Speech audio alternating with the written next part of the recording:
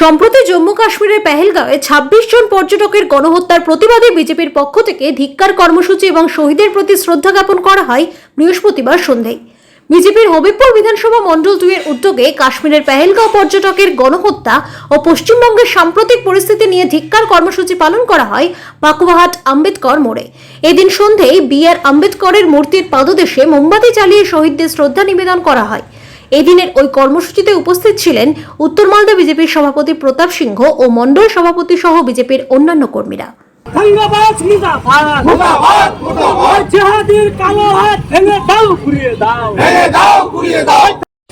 ভারতীয় জনতা পার্টি মন্ডল 2 বামুনগোলা মন্ডল 2 হবিবপুর বিধানসভার উদ্যোগে পুলিশের কোন রকম পারমিশন না পাওয়ার জন্য আমরা এখানে ছোট্ট করে আজকে ভারতবর্ষের সংবিধান প্রণেতা, পিছিয়ে পড়া সমাজের মানুষের আর চোখের মণি আর ডক্টর ভীমরাও আম্বেদকরের মূর্তির পাদদেশে আমাদের পর্যটকরা ২৬ জন পর্যটক জেহাদি সন্ত্রাসবাদী পাকিস্তানের চক্রান্তে তারা শহীদ হয়েছিলেন।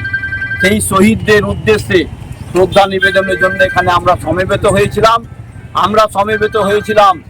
আজকে মুর্শিদাবাদের শামশেরগঞ্জ থেকে আরম্ভ করে ধুলিয়ান সহ মালদা জেলার অমৃতি শিবী মণ্ডল কোথাবাড়ি বিভিন্ন জায়গাতে বেছে বেছে হিন্দু আর মানুষকে যেভাবে হিন্দু শূন্য করার প্ল্যান পশ্চিমবঙ্গে মমতা ব্যানার্জি সরকারের প্রত্যক্ষ মদতে সংগঠিত হচ্ছে, তার প্রতিবাদ আমরা এখানে আজকে আর সংগঠিত হয়েছি।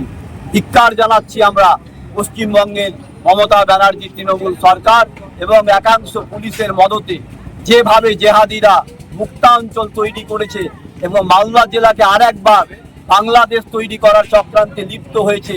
সেই চক্রান্ত ব্যর্থ করার জন্য আমরা জনগণের কাছে বামুনগোলা ব্লকের সমস্ত আপামর শুভবুদ্ধি সম্পন্ন রাজনৈতিক সচেতন মানুষকে, নাগরিককে আজকে আমরা আর এখানে আহ্বান জানিয়েছি যে আজকে এই সংকটময় পরিস্থিতিতে তারা যাতে সংঘবদ্ধ হয়।